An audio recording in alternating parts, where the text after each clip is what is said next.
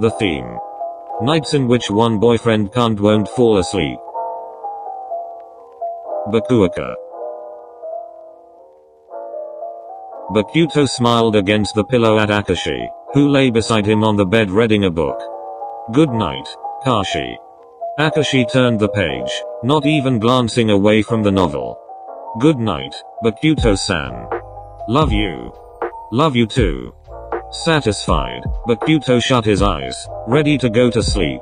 Usually he was able to fall asleep almost instantly, but tonight his muscles were still humming with energy from practice.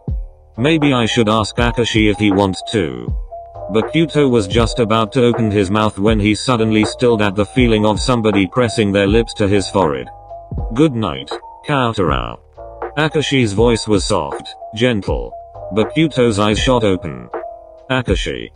The setter's eyes widened, his cheeks turning pink. Oh god. Grinning, Bakuto sat up in bed.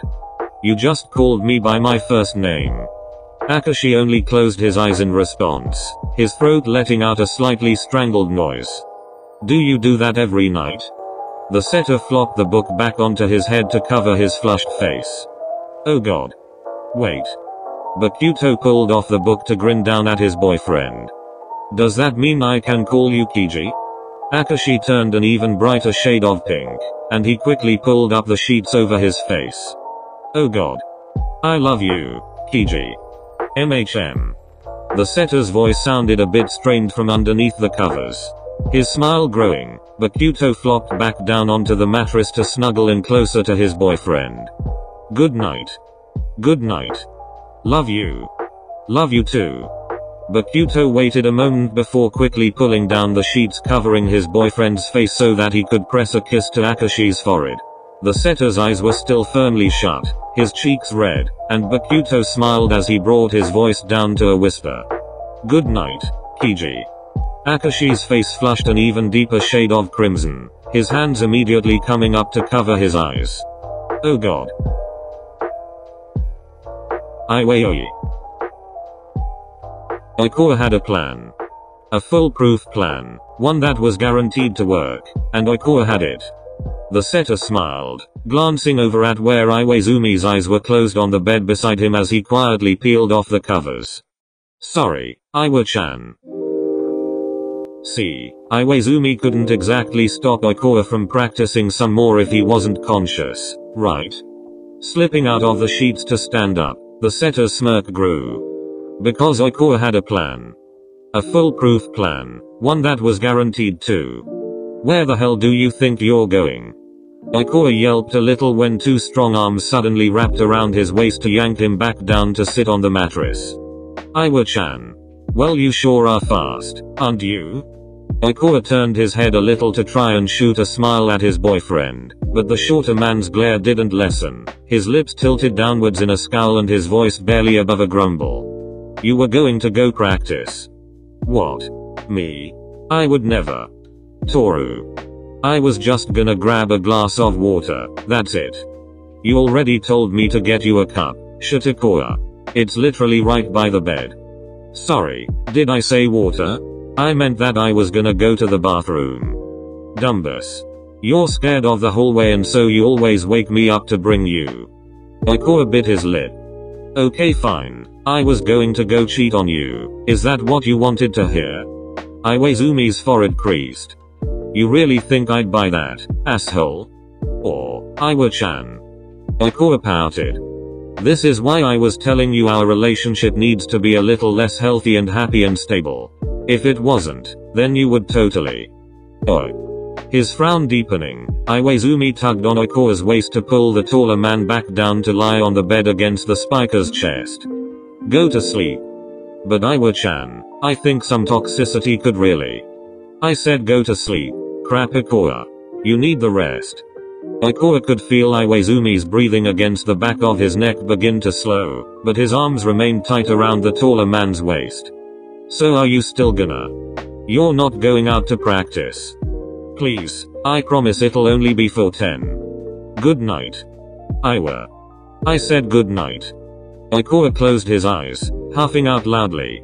So turns out that plan wasn't so great after all. Tsukkiyama. Yamaguchi closed his eyes against Tsukishima's chest, willing himself to go to sleep. He was comfortable, he was tired, he should be asleep by now. Tsukishima's fingers were gently stroking through Yamaguchi's hair while his other hand scrolled through his phone. Yamaguchi could see some of the screen's light even through his eyelids, but that shouldn't be a problem. They did this every night, after all. Just go to sleep, Tadashi. Squeezing his eyes shut tighter, Yamaguchi tried to slow his breathing. Just go to. His eyes fluttered open, however, when he felt an earbud being placed in his ear. Furrowing his eyebrows, Yamaguchi lifted his head to stare at his boyfriend, who was wearing the other earphone. Tsuki? You can't fall asleep, right? Yamaguchi paused, smiling sheepishly. How did you know? Shh. Tsukishima patted Yamaguchi's head, and the shorter man lay his cheek back down atop his boyfriend's chest, turning his face to look at the blonde's phone screen. This usually helps me. Yamaguchi watched Tsukishima navigate to his Photos app and opened up an album filled with old family videos. Yamaguchi's eyes widened as he scanned the covers of the videos. Wait, are these all of us? The first video began playing, and a young Yamaguchi and Tsukishima popped up on screen sitting on the floor playing a board game. You kept all these? The young Yamaguchi laughed, and Tsukishima closed his eyes. Yeah. They're relaxing. Wow. Gosh. Tsuki. Yamaguchi sat up and propped his chin atop Tsukishima's chest to smirk at him. You really are such a softie. Tsukishima, however, only patted his boyfriend's head again, his eyes still shut. Shut up, Yamaguchi.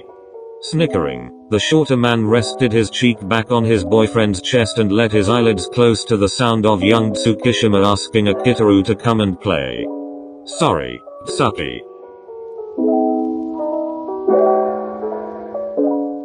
Kagehina. Something was off. Hinata fidgeted underneath the sheets, trying to get comfortable. Nothing he did seemed to make a difference, however, for something was just a little off. He only wasn't sure what. Dumbus. Stop moving. Kageyama's voice sounded scratchy from where he lay on his side beside Hinata. The shorter man turned his head to glare at his boyfriend's back. You stop moving. I'm not moving. Well, I'm not more. You. Hinata could hear Kageyama's loud sigh. You're a real idiot, do you know that? God. Now go to sleep. Hinata frowned, but he flipped over onto his side so that his back was facing the setters, furrowing his eyebrows determinedly. Fine. Something was still off, however, and Hinata started fidgeting once more. Oh. It's not my fault, okay? I just can't fall asleep. Then stop moving. Hey, it's not like I'm trying to. Do I need to call a doctor for involuntary muscle twitching? No. Then stop moving. You. But Hinata was cut off by his boyfriend's loud sigh. The shorter man could hear the covers rustling behind him before there were suddenly two arms wrapped around his waist, pulling him into Kageyama's chest. I said stop moving, stupid. Hinata's fidgeting stilled. Oh. The redhead smiled a little as he snuggled in closer. So that was what had been off. And I said you should stop moving, Kageyama. You were the one squirming like a little. Good night. Oh, don't cut me. Love you. Kageyama grumbled something incomprehensible. Yeah. Love you too.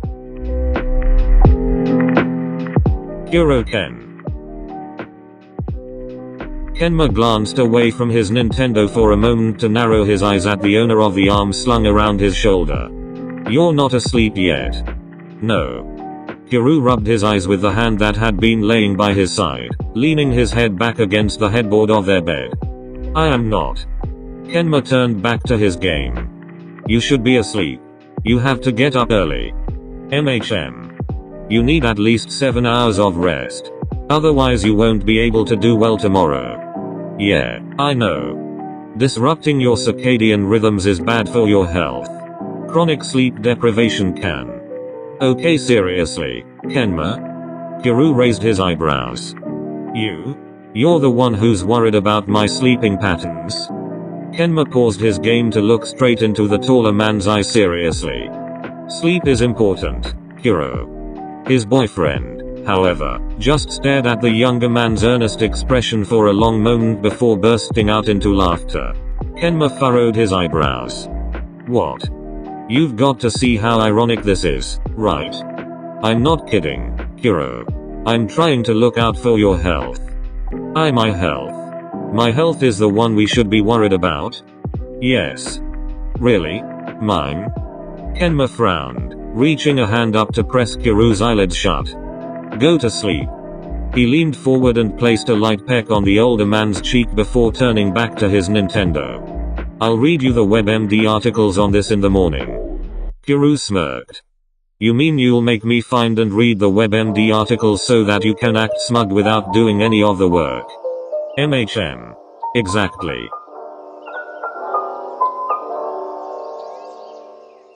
Kyouhaba. Kyoutane's voice was a quiet whisper. PSST. Yahaba. You still up? Yahaba's eyelids fluttered open to look straight into his boyfriend's golden irises. Yeah. Why?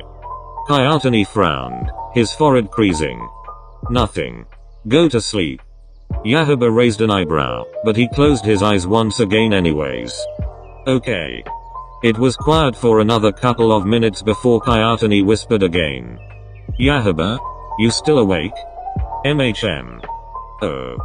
Yahaba opened his eyes to furrow his eyebrows at him. What? Kyoutane scowled. Nothing. Nothing? Nothing. Yahaba studied his boyfriend's resolute frown for another long moment before shutting his eyes once more. Fine. The bedroom fell into silence once again. PSST. Yahaba. This time, the setter didn't even bother to respond, and after a long minute went by, Kyoutane let out a huff. Finally. Yahaba's eyes did shoot open, however, when he felt some fingers begin to gently play with his bangs. What the hell are you doing? Flushing beet red, Kyoutane quickly yanked his hand away. You said you were asleep. Yahaba just stared at him for a long moment. Oh my god. You just wanted me asleep so that you could play with my hair. Kyoutane's mouth floundered for a reply for a while before he turned an even deeper shade of crimson and growled as he flipped over so that his back was facing Yahaba. Whatever. Kyoutane. The spiker didn't respond. Hey. Reaching forward, Yahaba's hand prodded his boyfriend's shoulder, but Kyoutane just jerked his shoulder out of the way. Don't touch me. Kyoutane. Look at me. Kyoutane grumbled as he rolled over to glare at Yahaba, his skin still scarlet and his mouth still set in a frown. What? You don't need to wait until I'm asleep. Kyoutane's eyebrows furrowed. It's embarrassing. But cute. Don't call me cute. But you are cute. Hey. His face turning an even deeper shade of red, Kyoutane reached out a hesitant hand to twirl a few strands of Yahaba's bangs. The setter smiled, closing his eyes. You're like a teddy bear, you know, but like, with a bloody pickaxe or something. Stop. Basically a Care Bear with murderous intent. Yahaba. Love you. Kyoutane paused, his fingers starting to twiddle with a couple new strands. Fine. Whatever. Love you too. Yakulev. Yaku was dating a furnace. There was just no other way to put it. He was dating a living, honest to goodness furnace. Damn it, Lev.